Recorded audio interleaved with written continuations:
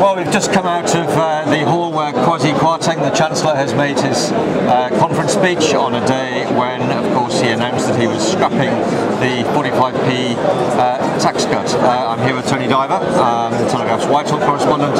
I'm Gordon Rayner, Associate Editor.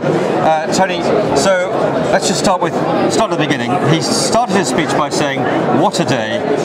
It's been tough, but we need to focus on the job in hand. No more distractions." Well, he said what a day, but he didn't once mention the words 45p, did he? No, I mean, probably a good move from him not to mention the policy that he's just scrapped. And we saw last time, it was about midnight last night when that U-turn came through. Clearly, he's wanted to avoid talking about it as much as possible. There was no real way that he could have done that speech that was meant to focus very much on that tax cut without mentioning it right at the beginning. Interesting, that word we've seen used again and again and again by the Tories, distraction. The idea that the policy they announced, right, is now distracting everyone somehow.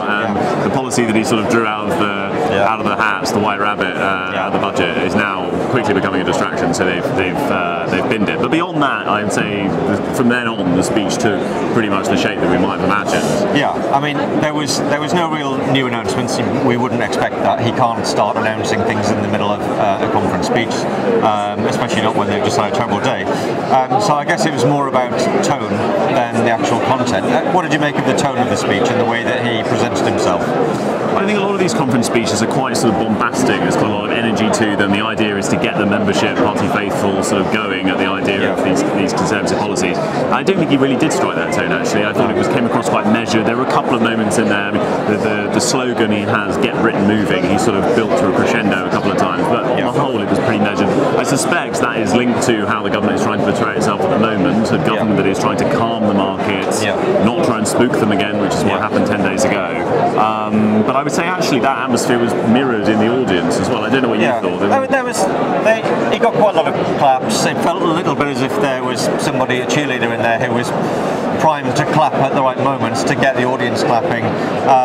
One or two little cheers, but it wasn't exactly a sort of tub-thumping speech, and it wasn't an atmosphere in the room of a G'd-up audience. Really, it was an audience that probably felt relieved that he'd got through the day almost, rather than that there was something amazing that he was telling them. Bit of content sort of in the middle of the speech, I thought, where he was talking about fiscal discipline, fiscal responsibility. Felt a little bit as if he's put that in there to try and calm the markets down. That was probably the most interesting thing in the speech.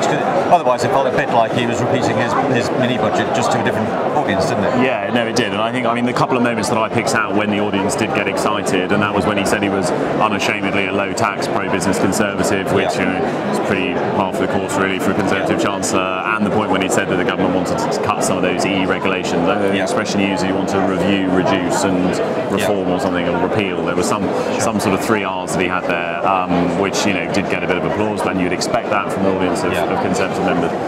Did he do enough to keep his job, do you think?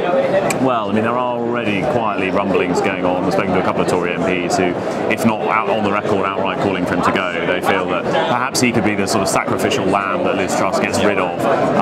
It was interesting yesterday when Liz Truss was talking about this policy that was later scrapped. She was quite keen to emphasise that it was all Kwasi Kwarteng's idea, it was his decision, and so that's prompted a bit of speculation among MPs that she might get rid of him.